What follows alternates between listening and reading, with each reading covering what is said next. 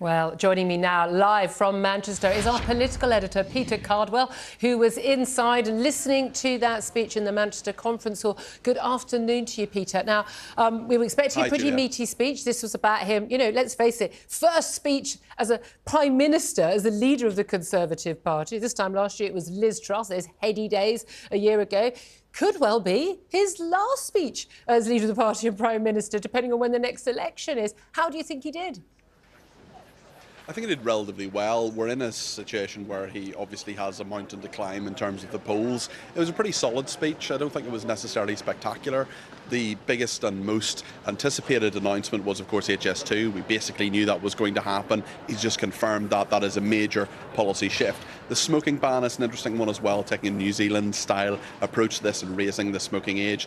So I think this was probably not a sort of amazing vote winner necessarily. There are lots of parallels to Margaret Thatcher as well. That would have been an accident, but certainly I don't think there'll be too many complaints about Rishi Sunak. He did it well. He stood up, he spoke to the people in the hall and the people at home. There are lots of announcements out of this. It was chock, not just long, but chock full of announcements, but they're not that big headline grabbing stuff. The biggest headline grabber is the one where he's cancelling this huge project. HS2 certainly was leading it. Of course, he got a good reaction, so of course did his wife, Akshata, who spoke before him, and apparently he didn't know what she was going to say either, but she talked about how his aspiration, his honesty, his integrity, a lot of like good buzzwords. I bet that's been focused, grouped within an inch of its life, hasn't it? But let's talk about the HS2 announcement, because he basically, exactly the same as he did on net zero in his announcement on that. It's all about the facts have changed. That was the key thing. When the facts change, you have to change your mind. You have to have the courage, to have the common sense, to have the honesty, to be straight with voters. The same line, I mean, very much echoing exactly the same lines as he had made with the announcement on net zero, which went down very well with a lot of Tory voters, saying he's cancelling the rest of the HS2 project.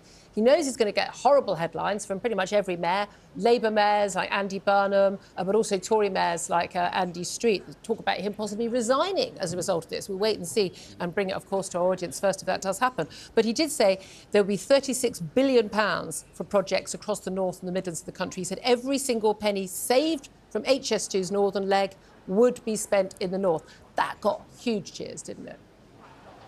It certainly did get huge cheers, and the question now is, what does Andy Street do, the mayor of Birmingham West Midlands, I should say. So what does he do? Does he resign? It was interesting, there was a very personal message in there to Andy Street, that key political figure, but also someone who doesn't really owe his popularity to the Conservative Party. He is a member of the Conservative Party, but has actually said previously that he could possibly even win as an independent. But for all the people that will affect in terms of HS2, the promise, as you say, £36 billion into all sorts of transport projects. So the government can't be accused, or Rishi Sunak can't be accused of taking money away from the north of England. In fact, he talked at some length, actually, about what the opportunities would be having got rid of HS2, because things have changed so much since the COVID lockdowns.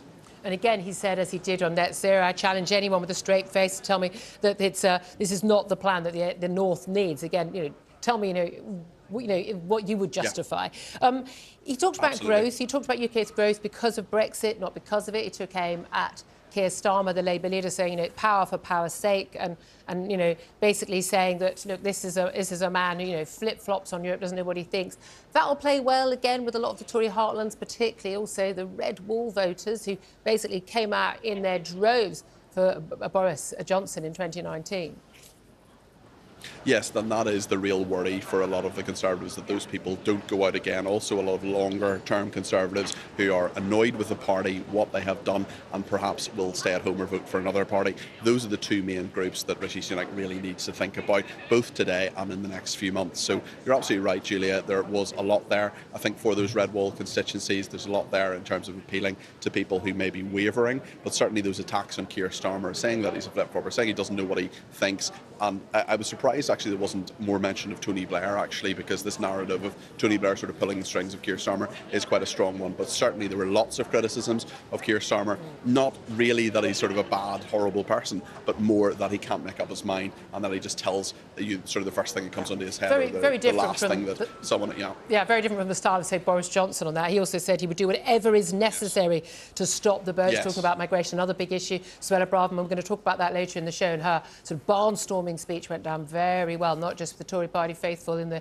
conference centre, but also with the right-wing newspapers as well. Let's talk briefly also about the A-level shake-up and also the smoking ban. A-level shake-up, a lot of people say, yeah, our education system needs a shake-up, but some people say, ugh, it's been shaken up, grading changed again and again. What you really need to do is just teach kids more, have more hours in the classroom. Did you think he addressed that?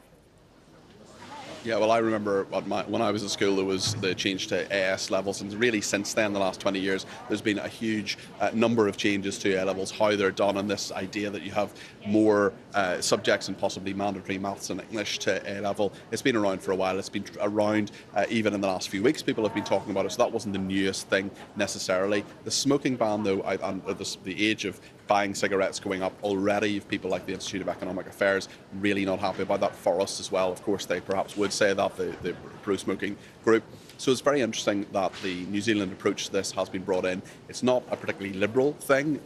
Rishi Sunak certainly said that it didn't sort of quite sit with his values, but he said it was the right thing to do for public health because 1 in 4 cancer deaths is to do with smoking.